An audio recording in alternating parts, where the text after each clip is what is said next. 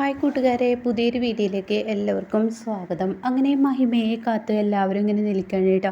അപ്പോൾ മഹിമ അവിടെ ഇല്ല, മുകുന്ദനും ഉണ്ട് കേട്ടോ. അപ്പോഴാണ് ഐശ്വര്യ മാം കടന്നു വരുന്നത്. അങ്ങനെ ഐശ്വര്യ മാം എന്തായാലും അത് മഹിമ ഇവിടോട്ട് വന്നിരുന്നു, മഹിമയെ ഞങ്ങൾക്ക് കിട്ടിയില്ല, മഹിമ ഞങ്ങളുടെ കയ്യിൽ നിന്ന് വഴുതിപ്പോയി എന്ന് പറയുമ്പോൾ എന്താടോ പോലീസിന് തന്നെ അപമാനമാവുന്ന, നിങ്ങളെപ്പോലെയുള്ള പോലീസുകാരാണല്ലോ ഈ ഡിപ്പാർട്ട്മെൻറ്റിലുള്ളത് എന്നൊക്കെ ഇങ്ങനെ പറയുന്നുണ്ട് കേട്ടോ. അപ്പോൾ അത് കേട്ട ഉടൻ തന്നെ മുകുന്ദൻ പറയാണ്, അത് പിന്നെ മുകുന്ദനല്ല, അരവിന്ദാക്ഷൻ പറയണ അത് പിന്നെ എന്ന് പറയുമ്പോഴേക്കും ഉടൻ തന്നെ അനിത പറയണം, മാഡം അതല്ല, വേറൊരു പ്രശ്നമുണ്ട്. എന്ത് പ്രശ്നം? ഇവിടെ മഹിമ വന്നപ്പോൾ മഹിമയുടെ പിറകെ ഈ പറയുന്ന മഞ്ജു ഓടിപ്പോയിരിക്കുന്നു എന്ന് പറയണ്ട. അത് കേൾക്കുന്നതിനോട് കൂടി മഞ്ജു ഓടിപ്പോയിരിക്കുന്നു, എന്നിട്ട് മഞ്ജു എവിടെ? അതറിയില്ല, മഞ്ജുവിനെ ഇതുവരെ കാണാനില്ല. അപ്പോഴേക്കും അനിത പറയാണ്, ഇനിയിപ്പോൾ മഞ്ജുവിനെ കാണാത്തത് കൊണ്ട് തന്നെ ഇനിയിപ്പോൾ പറയാൻ വയ്യ എന്ന് പറയുമ്പോഴേക്കും മുകുന്ദന് ദേഷ്യം പിടിക്കാനായിട്ട് മുകുന്ദൻ പറയണേ, അപവാദങ്ങൾ പറഞ്ഞ് പരത്താതെ, എൻ്റെ സ്വഭാവം അങ്ങ് മാറും, അപവാദങ്ങൾ പറഞ്ഞ് അത് കേട്ട് നിൽക്കാൻ എന്നെക്കൊണ്ട് കഴിയില്ല എന്ന് പറഞ്ഞ ഉടൻ തന്നെ അവിടെ പറയാണ്, അപവാദമൊന്നല്ല ഞങ്ങൾ പറയുന്നത്, ഞങ്ങൾ കാര്യം തന്നെയാണ് പറയുന്നത്, ഞങ്ങൾ അപവാദമായിട്ടൊന്നും പറഞ്ഞിട്ടില്ല. അപ്പോഴേക്കും ഐശ്വര്യ മാം പറയാണ്, അതെ, ഇപ്പോൾ ഒരു പക്ഷേ ഗിരിയെ ഇപ്പോൾ അവളെന്താ ചെയ്തത്? ഗിരിയെ ഉപദ്രവിക്കണം എന്ന് ചെയ്തതല്ലല്ലോ. എന്നിട്ട് ഗിരിക്ക് സംഭവിച്ചതുപോലെ മഞ്ജുവിനെ എന്ന് പറയുമ്പോഴേക്കും അവിടെ ഒരു പേടി വരികയാണ് കേട്ടോ. എന്തായാലും എൻ്റെ മുകുന്ദ, നിന്നോടൊരു കാര്യം പറയുന്നു, നീ ഒരു ജഡ്ജാവാൻ പോകുന്ന നിൻ്റെ ഭാര്യയെ ഇപ്പോൾ ഒരു ക്രിമിനൽ മൈൻഡിലോട്ട് ഓരോ ദിവസം വിട്ടുകൊണ്ടിരിക്കുകയാണ്. ഇത് തെറ്റാണ്, ഇത് ചെയ്യുന്നത് തീരെ ശരിയല്ല എന്ന് പറയുന്നുണ്ട് കേട്ടോ. പിന്നീട് ഗിരിയാണ് കാണിക്കുന്നത്. ഗിരി ഒരുപാട് പ്രാവശ്യം പ്രീതിക്ക് ഇങ്ങനെ പ്രീതി ഉണ്ട് കേട്ടോ അടുത്ത്. അപ്പോൾ മഞ്ജുവിനെ ഇങ്ങനെ വിളിച്ച് നോക്കുമ്പോൾ എടുക്കുന്നില്ല. അപ്പോൾ ഉടനെ പ്രീതി ചോദിക്കുക, എന്താ മഞ്ജു എടുക്കുന്നില്ല എന്ന് പറഞ്ഞിട്ട്. അപ്പോൾ വീണ്ടും ഇങ്ങനെ വിളിച്ച് നോക്കുക. അപ്പോൾ തന്നെ പ്രീതി പറയണേ, എന്നാൽ അരവിന്ദാക്ഷനെ വിളിച്ചു നോക്കുക എന്ന് പറഞ്ഞിട്ട് അങ്ങനെ അരവിന്ദാക്ഷനെ വിളിക്കുകയാണ്. അപ്പോൾ തന്നെ അരവിന്ദാക്ഷൻ പറയുന്നുണ്ട്, ഇതിപ്പോൾ നമ്മുടെ ഗിരിയാണല്ലോ, എന്താ മറുപടി പറയുക, ഇങ്ങ് താ എന്ന് പറഞ്ഞിട്ട് മേടിക്കുന്നുണ്ട് കേട്ടോ. അപ്പോൾ ഉടൻ തന്നെ ഹലോ എന്ന് പറയുമ്പോൾ ഇത് ഐശ്വര്യ ആണ് എന്ന് പറയുന്നുണ്ട്. ഐശ്വര്യ മാം എവിടെ മഞ്ജു എന്ന് ചോദിക്കുകയാണ് കേട്ടോ. മഞ്ജു മഹിമയ്ക്ക് പിറകെ ഓടിയതാണ്, പക്ഷേ ഇതുവരെ അവൾ തിരികെ വന്നിട്ടില്ല, എങ്ങോട്ട് പോയി, എന്താ സംഭവിച്ചതെന്ന് അറിയില്ല എന്ന് പറയുമ്പോൾ ഗിരിക്ക് പേടിയോ വേണ്ടിയിട്ടോ. ഈശ്വര, എന്തൊരു കഷ്ടം എന്നുള്ള ലെവലിൽ നിൽക്കുകയാണ്. പിന്നീട് പ്രീതി എന്താ ഉണ്ടായതെന്ന് ചോദിക്കുന്നുണ്ട്. അപ്പോൾ ഗിരി സത്യങ്ങൾ പറയാണ്, അയ്യോ അവൾക്ക് എന്ത് പറ്റിയെന്ന് പറഞ്ഞ് പ്രീതി അഭിനയിച്ചിട്ട് ഗിരി അങ്ങ് പോകുമ്പോൾ, നീ അങ്ങനെ ഇല്ലാതായാൽ മതിയായിരുന്നു, അതാണ് ഈശ്വര, വല്ലവരും അവളെ കൊന്നു കിട്ടിയെങ്കിൽ എൻ്റെ പ്രാർത്ഥന നീ സ്വീകരിച്ചു എന്ന് പറയായിരുന്നു എന്ന് പറയുന്നു കേട്ടോ. പിന്നീട് മുകുന്ദനെയും അതുപോലെ തന്നെ ഗിരിയെയും കാണിക്കുന്നുണ്ട്. രണ്ടുപേരും മാറി മാറി ഇങ്ങനെ അവിടെ ഇങ്ങനെ അങ്ങോട്ടും ഇങ്ങോട്ടും ഓടുന്ന ഒരു സീനാണ് കേട്ടോ കാണിക്കുന്നത്. പിന്നീട് കാണിക്കുന്നത് ഗോപാലൻ്റെ വീടാണ്. ഗോപാലൻ പറയാണ്, എന്തായാലും മഹിമയെ എല്ലാവരും കൂടി വലവീശി പിടിക്കാൻ നിൽക്കുമ്പോൾ കയ്യിൽ നിന്നും വഴുതിപ്പോയി എന്ന് പറയട്ടോ. അപ്പോൾ അത് കേൾക്കുന്നതിനോട് കൂടിയിട്ട് എന്തൊരു കഷ്ടമാണ്, എന്ത് പോലീസുകാരാണെന്ന് സഞ്ജയും അതുപോലെ തന്നെ സ്വപ്നയും പറയുമ്പോൾ ഉടനെ തന്നെ, അതുമാത്രമല്ലടാ ഇപ്പോൾ മഞ്ജുവിനെ കാണാനില്ലെന്ന് പറയട്ടോ. അത് കേൾക്കുന്നതിനോട് കൂടി, ആഹാ അത് നല്ല വാർത്തയാണല്ലോ, മഞ്ജുവിനെ കാണാനില്ലെന്ന്, എന്നാൽ അവൾ അതോടുകൂടി തീർന്നേനെ. എന്തായാലും ആ മഹിമയുണ്ടല്ലോ, അവൾ മഞ്ജുവിനെ കൊന്നിട്ടുണ്ടാവും. അത് കേൾക്കുന്ന ഗോപാലൻ പറയണേ, എടി പൊട്ടിക്കാളി, നിങ്ങൾ രക്തബന്ധത്തെ സ്നേഹിക്കാത്തതുപോലെ അവർ രക്തബന്ധത്തെ സ്നേഹിക്കാതിരുന്നിട്ടില്ല, അവർ രക്തബന്ധത്തെ അത്രയും സ്നേഹിക്കുന്ന രണ്ട് പേരാണ്, അതുകൊണ്ട് ഇനി ഇങ്ങനത്തെ പൊട്ടത്തരം എൻ്റെ മുന്നിൽ പറയണ്ട എന്ന് പറയണ്ട. അപ്പം അച്ഛാ, ശരിക്കും മഞ്ജു എങ്ങോട്ടേക്കാണ് പോയത് എന്ന് പറയുമ്പോൾ, അത് തന്നെയാണ് മഞ്ജു എങ്ങോട്ടൊക്കെ പോയതെന്ന് പറയുമ്പോൾ, എടാ ഞാൻ പറഞ്ഞാൽ മതിയോ മറുപടി എന്ന് ഗിരി ചോദിക്കുന്നുണ്ട് കേട്ടോ.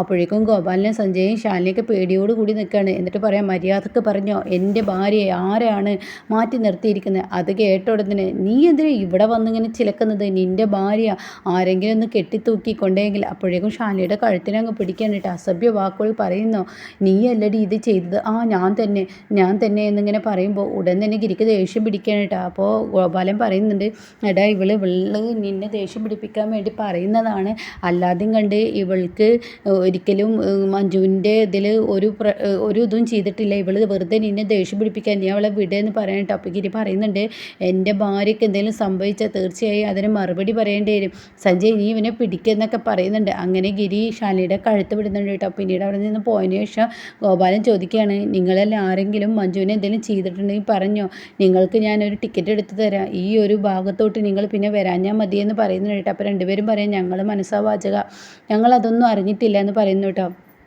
പിന്നീട് കാണിക്കുന്ന ഐശ്വര്യ മാമിനെയാണ്. പോലീസ് സ്റ്റേഷനിൽ വെച്ച് ആണ് സംസാരം. അങ്ങനെ അരവിന്ദാക്ഷനും ഉണ്ട്, അപ്പോൾ മുകുന്ദനും ഉണ്ട്. അപ്പോൾ മുകുന്ദനോട് പറയുകയാണ്, എന്തായാലും നിൻ്റെ ഭാര്യ ഇനിയിപ്പോൾ അവളെ എന്തെങ്കിലും ചെയ്തിട്ടുണ്ടെന്ന് പറയാൻ പറ്റത്തില്ല മുകുന്ദ. ഇതിനെല്ലാം നീ സപ്പോർട്ട് ചെയ്ത് കൊടുക്കുന്നതിൽ ഓരോരോ ബുദ്ധിമുട്ടുകൾ ഇപ്പോൾ കണ്ടില്ലേ കാണുന്നത്. നീ ഒറ്റൊരുത്തനാണ് എല്ലാ സപ്പോർട്ടുകളും ചെയ്യുന്നത്. അതുകൊണ്ടാണ് ഇങ്ങനെയുള്ള ഓരോ പ്രശ്നങ്ങൾ വന്ന് ചേരുന്നത്. എൻ്റെ ഭാര്യ അങ്ങനെ ഒരിക്കലും ഈ പറയുന്ന മഹിമ മഞ്ജുവിനെ ദ്രോഹിക്കില്ലെന്ന് പറയുമ്പോൾ, അപ്പോൾ ഗിരിയെ ദ്രോഹിച്ചത് എങ്ങനെയാണ്, അതൊന്ന് ആലോചിച്ച് നോക്കുക എന്ന് പറയുമ്പോൾ മുകുന്ദന് പേടിയാവും കേട്ടോ. ഇനി എന്താ ചെയ്യാന്ന് അറിയില്ല. അപ്പോഴാണ് ഗിരി കയറി വരുന്നത് കേട്ടോ. അങ്ങനെ ഗിരിയെ കണ്ട ഉടൻ തന്നെ ഇങ്ങനെ മുകുന്ദൻ ഞെട്ടലോട് കൂടി നിൽക്കുന്നുണ്ട്. അപ്പോൾ ഐശ്വര്യ മാം പറയാണ്, ഗിരി നീ ടെൻഷൻ അടിക്കണ്ട, നീ എന്തായാലും ടെൻഷൻ ആവണ്ട എന്നൊക്കെ ഇങ്ങനെ പറയുന്നുണ്ട്. അപ്പോൾ എൻ്റെ ഭാര്യ എവിടെയെന്ന് നിങ്ങൾക്ക് അറിയില്ല എന്ന് ചോദിക്കുമ്പോൾ, ഞങ്ങൾ അന്വേഷണം തുടരുന്നുണ്ട്, ഒരുപാട് ആളുകളോട് പറഞ്ഞിട്ടുണ്ട്, എന്തായാലും എല്ലാവരും എല്ലാ വഴിക്കും പോകുന്നുണ്ട് എന്നുള്ള വാക്കുകളൊക്കെ ഇങ്ങനെ പറയുകയാണ് കേട്ടോ. അപ്പോൾ ഈ സമയം ഉടൻ തന്നെ അവിടെ ഐശ്വര്യ മാം വീണ്ടും ഒരു കുത്തിട്ട് കൊടുക്കുകയാണ് മുകുന്ദൻ്റെയും ഗിരിയുടെയും മുന്നിൽ. ഇനിയിപ്പോൾ മഞ്ജുവിന് എന്തെങ്കിലും അപായം സംഭവിച്ചോന്ന് പറയാൻ പറ്റത്തില്ല. അപ്പോൾ ഉടൻ എനിക്ക് മുകുന്ദൻ പറയുന്നുണ്ട്, ഐശ്വര്യ മാം വായി തോന്നിയത് വിളിച്ച് പറയുന്നത്, വായി തോന്നിയതല്ല, ഈ പറയുന്ന ഒരു കാര്യം നിങ്ങൾ ചിന്തിച്ച് നോക്ക്. ഈ പറയുന്ന ഗിരിയുടെ കയ്യിൽ എങ്ങനെയാണ് മഹിമ മുറിയാക്കിയത്, അവൾ രക്ഷപ്പെടാൻ ശ്രമിക്കുന്നതിനിടയിലല്ലേ. അപ്പോൾ അതുപോലെ എന്തെങ്കിലും രക്ഷപ്പെടാൻ ശ്രമിക്കുന്നതിനിടയിൽ എന്തെങ്കിലും അവൾ ചെയ്തിട്ടുണ്ടെന്ന് പറയാൻ പറ്റത്തില്ല എന്നൊക്കെ അങ്ങനെ പറയണം കേട്ടോ. അപ്പോൾ ഈ വാക്കുകൾ കേൾക്കുമ്പോൾ വല്ലാതെ അങ്ങ് പതറിപ്പോവാണ് ഗിരി. അങ്ങനെ ഗിരി ദേഷ്യത്തോടു കൂടി പോകുമ്പോൾ മുകുന്ദൻ പറയണേ, എടാ നീ പോവല്ലേ, നീ നിൽക്ക്, എൻ്റെ മഹിമ അങ്ങനെയൊന്നും ചെയ്യില്ലടാ, മഞ്ജു എന്ന് വെച്ചാൽ ജീവനാണെന്നൊക്കെ പറയെങ്കിലും കൂടി മുകുന്ദൻ അവിടെ നിൽക്കില്ല കേട്ടോ, ഗിരി നിൽക്കില്ല കേട്ടോ. അങ്ങനെ മുകുന്ദനോട് പറയാണ്, ഗിരി ഇങ്ങനെ പോകുമ്പോൾ പറയുന്നുണ്ട്, നീ ഒരു കാര്യം ചിന്തിക്കുക, നിനക്ക് എങ്ങനെയെങ്കിലും മഹിമയെ കോണ്ടാക്ട് ചെയ്യാൻ കഴിയുമെന്ന് എനിക്കറിയാം, അതുകൊണ്ട് നീ ഒന്ന് കോണ്ടാക്ട് ചെയ്യുന്നിട്ട് അവളോട് ചോദിക്ക് അവൾ എന്തെങ്കിലും ചെയ്തിട്ടുണ്ടോ എന്ന്, അതൊന്നും അറിയാൻ എനിക്ക് ആഗ്രഹമുണ്ടെന്ന് പറയാനിട്ട്. അങ്ങനെ മുകുന്ദൻ അപ്പോൾ തന്നെ അക്കാമക്ക് വിളിക്കണം. അപ്പോൾ അക്കാമ എന്തെന്ന് ചോദിക്കുന്നത്. അപ്പോൾ ഉടൻ തന്നെ മഹിമയെ എനിക്കൊന്ന് കാണണമല്ലോ. അപ്പോൾ ഉടൻ പറയണേ, മഹിമയെ കാണാൻ പറ്റത്തില്ല, കാരണം അത് പ്രശ്നമാവും, പ്രത്യേകിച്ച് മഞ്ജു ഇങ്ങനെ മിസ്സിങ് ആയതുകൊണ്ട് എന്നിങ്ങനെ പറയുന്നുണ്ട് കേട്ടോ. ആ സമയം ഉടൻ തന്നെ അതൊന്നും പറഞ്ഞാൽ പറ്റത്തില്ല, എന്നാൽ ഫോണിൽ സംസാരിച്ചാൽ പോരെ എന്ന് അക്കാമ ചോദിക്കുമ്പോൾ, എനിക്ക് ഫോണിലൊന്നും സംസാരിക്കണ്ട, എനിക്ക് നേരിട്ട് തന്നെ സംസാരിക്കണം എന്ന് പറയുന്നു കേട്ടോ. അപ്പോൾ ഉടൻ തന്നെ എന്നാൽ ശരി, നീ ഇന്ന ഭാഗത്തോട്ട് വായെന്ന് പറയുന്നുണ്ട്. പിന്നീട് അക്കാമയും മുകുന്ദനും അങ്ങോട്ട് ചെല്ലുന്ന ഒരു രംഗമാണ്. അവരിങ്ങനെ വണ്ടിയിൽ കയറിയിട്ട് അങ്ങനെ പോയിട്ട് പിന്നീട് ഒരു വീട്ടിലോട്ട് കയറുന്ന രംഗമാണ്. പക്ഷെ അവർ ആരോ ഫോളോ ചെയ്യുന്നുണ്ട് കേട്ടോ. അങ്ങനെ മഹിമ മുകുന്ദനോട് ചോദിക്കുകയാണ്, മഹിമ ഞാനൊരു കാര്യം അറിയാനാണ് വന്നത്, നിന്നെ തിരക്കി നിൻ്റെ പിറകെ നിൻ്റെ ചേച്ചി ഉണ്ടായിരുന്നു, ആ സമയം നിൻ്റെ ചേച്ചി നിന്നെ കണ്ടിരുന്നോ? ഇല്ല, കണ്ടിട്ടില്ല. എന്നാൽ നിൻ്റെ ചേച്ചി ഇതേവരെ കാണാനില്ല, മിസ്സിംഗ് ആണെന്ന് പറഞ്ഞിട്ട് ഇത് കേൾക്കുന്ന മഹിമ, എന്താ എൻ്റെ ചേച്ചിക്ക് പറ്റിയത്, ഇനി ആ ഗോപാലിനും മറ്റും എന്തെങ്കിലും ചെയ്താ? ഇല്ല, ഗോപാലൻ ഇതിൽ പങ്കാളിയല്ല എന്നുള്ള വ്യക്തമായി മനസ്സിലായി എന്ന് പറയുമ്പോൾ മഹിമ ആകെ സങ്കടപ്പെടുകയാണ് കേട്ടോ. ഈശ്വര, എൻ്റെ ചേച്ചിക്ക് എന്താ പറ്റിയത്, എൻ്റെ ചേച്ചി എവിടെ? അപ്പോൾ അക്കാമ്മ പറയാണ്, ഒരു പക്ഷേ നിൻ്റെ ചേച്ചി മനഃപൂർവ്വം മാറി നിൽക്കുകയായിരിക്കൂടി മോളെ, കാരണം നിൻ്റെ ചേച്ചി നിന്നെ പിടിക്കാൻ വേണ്ടി. അത് കേട്ട ഉടനെ എന്തിനാ എൻ്റെ ചേച്ചി മാറി നിൽക്കണം? എടി, എന്തായാലും മുകുന്ദൻ നിൻ്റെ ചേച്ചിയെ കാണാനില്ലെന്നറിയുമ്പോൾ നീ ഇതിൽ പങ്കുണ്ടോ എന്നറിയാൻ വേണ്ടി അവൻ എന്തായാലും നിന്നരികിലോട്ട് വരും. അപ്പോൾ അപ്പോൾ അതിൻ്റെ പിറകെ ഫോളോ ചെയ്ത് ഇങ്ങനെ വന്നാൽ മതിയല്ലോ എന്നൊക്കെ ഇങ്ങനെ പറയാണ്. അപ്പോൾ അത് കേൾക്കുമ്പോൾ കാണാം മഹിമ ഒരു കാല് ഇങ്ങനെ കാണുന്നിട്ടാ. അപ്പോൾ നോക്കുമ്പോൾ വേറൊരാളാണ്, പഴയ മഞ്ജു മാറിയിരിക്കുന്നു. ഈ കുടുംബശ്രീ ശാരദയിലൊക്കെയുള്ള ഷാരി ഉണ്ടല്ലോ, അവരാണ് കേട്ടോ. അങ്ങനെ അവർ കയറി വരുന്ന ആ ഒരു രംഗമാണ്. അങ്ങനെ മഞ്ജു കയറി വരുന്നത് കാണുമ്പോൾ വല്ലാതെ അങ്ങ് ഭയന്ന് പോവാണ് കേട്ടോ. ഈശ്വര എന്ന ഭാവത്തിൽ ഇങ്ങനെ പേടിയോട് കൂടിയിട്ട് ഇങ്ങനെ നിൽക്കുകയാണ് കേട്ടോ. ആ സമയം നീ എന്താ ചെയ്യുക, തനിക്ക് രക്ഷപ്പെടാൻ യാതൊരു പഴുതും ഇല്ലല്ലോ, അക്കാമ്മ പറഞ്ഞത്ര സത്യം. അപ്പോഴേക്കും മഞ്ജു കയറി വന്നിട്ട് അക്കാമ്മ പറഞ്ഞത് വളരെ സത്യമാണ്, എന്തായാലും നീ വാടി മഹിമേ, നിന്നെ ഇനി പിടിക്കുകയാണ്, ഞാൻ കൊടുക്കുകയാണ്, വായോ, നീ മതി, നിൻ്റെ ഈ കറങ്ങി നടക്കൽ, നീ എത്രാമത്തെ തെറ്റാ ഓരോന്ന് ചെയ്ത് കൊടുത്തത്, ഇതങ്ങനെ വെറുതെ വിടാൻ പറ്റത്തില്ല, നീ എൻ്റെ കൂടെ വാ എന്നൊക്കെ ഇങ്ങനെ പറയാൻ കേട്ടോ. അപ്പോൾ ആ സമയം അക്കാമ്മയുടെ ഗുണ്ടകൾ ഒരിക്കലും ഇവിടെ കൊണ്ടുപോകാൻ സമ്മതിക്കില്ല എന്ന് പറഞ്ഞിട്ട് തടയാൻ കേട്ടോ. അപ്പോഴേക്കും മഞ്ജു അവരൊക്കെ ഒരു പരുവമാക്കുന്നുണ്ട് ഇടിച്ചിട്ട്.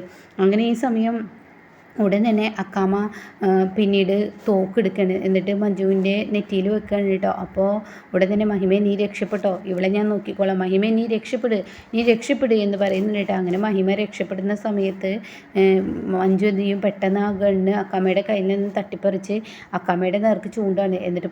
എന്നിട്ട് ഗുണ്ടകളോടൊക്കെ റൂമിൽ കയറാൻ പറയാണ്. പിന്നീട് അക്കാമയും റൂമിലോട്ട് കയറ്റാണ് കേട്ടോ. എന്നിട്ട് പറയാണ്, നിങ്ങളിവിടെ കിടക്ക്, അവളെ പിടിക്കണം എന്നുള്ളത് എൻ്റെ ലക്ഷ്യമാണ്. അപ്പോഴേക്കും മുകുന്ദൻ പറയുന്നുണ്ട്, മഞ്ജു എന്ന് പറഞ്ഞ് വിളിക്കുമെങ്കിലും വിളി കേൾക്കില്ല കേട്ടോ. അങ്ങനെ പിന്നീട് ഒരു ഗണ്ണ് നിറയൊഴിക്കുന്ന ആ ഒരു ശബ്ദമാണ് കേട്ടോ. ആ ശബ്ദം കേൾക്കുമ്പോൾ മഹിമ ഓടുമ്പോൾ മഹിമ അവിടെ നിൽക്കുക.